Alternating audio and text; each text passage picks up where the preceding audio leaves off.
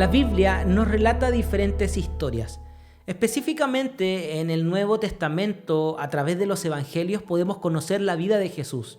Algunos pasajes de la Biblia nos relata cuando Jesús hacía milagros. Otros pasajes también nos relata cómo Jesús comunicaba su mensaje. Él lo hacía a través de un lenguaje sencillo para la gente de aquel entonces, que era a través de parábolas. Y otros pasajes también de los evangelios nos relatan algunos detalles de la vida cotidiana de Jesús, que a veces nosotros pasamos por alto. Sabemos que Jesús es Dios mismo hecho hombre, y como hombre tenía una vida como nosotros. El Señor dormía, el Señor caminaba, el Señor visitaba a familia, el Señor participó en matrimonios y también comía, ¿cierto? Y es parte de lo que vamos a conversar el día de hoy.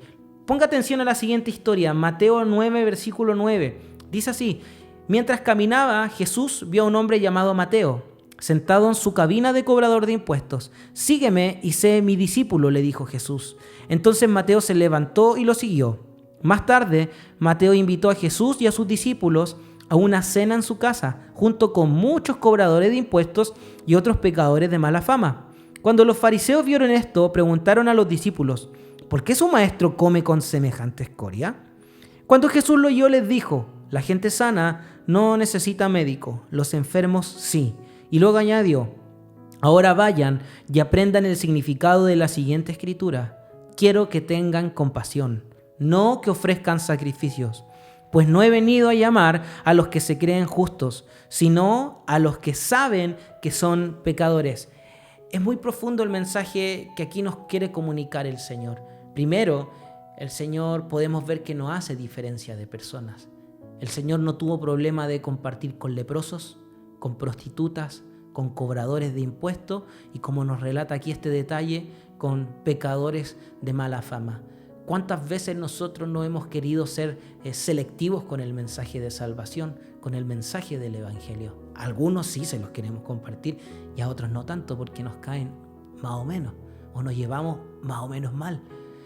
Entonces el Señor a nosotros nos revela la humildad que Él tenía en su corazón. El Señor tenía un corazón demasiado humilde, por eso se acercaba a estas personas, por eso estas personas deseaban estar cerca del Señor.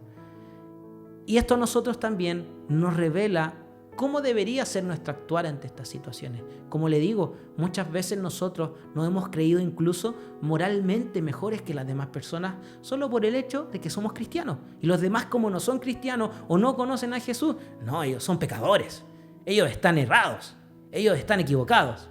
Y nosotros, quizás en algún momento de nuestras vidas se nos olvidó el pasado o se nos olvidó la obra redentora que el Señor hizo con nosotros. Quizás cuántos de nosotros éramos leprosos o cobradores de impuestos, que era una profesión muy mal vista en aquel entonces porque ellos siempre cobraban de más. Entonces lo primero que yo quiero que usted atesore en su corazón es la humildad de nuestro Señor, que pueda volver esa humildad, que esa humildad del Señor a nosotros inunde nuestro corazón, inunde nuestra mente y nos vuelva a recordar la obra del Señor en nuestras vidas, porque lo que somos no es por lo que hemos hecho. No es porque hayamos ganado la salvación del Señor en lo absoluto, porque no es por nuestras obras. Lo segundo que acá el Señor nos invita: tengan amor, tengan compasión. Qué increíble esto, hermano, porque en estos momentos de pandemia, en estos momentos donde el mundo está en crisis, nosotros debemos abrir nuestras vidas, abrir nuestro corazón e invitar a cualquier persona a nuestra mesa, compartir con cualquier persona a nuestra mesa. No me refiero físicamente, por supuesto. A lo mejor más adelante lo vamos a poder hacer.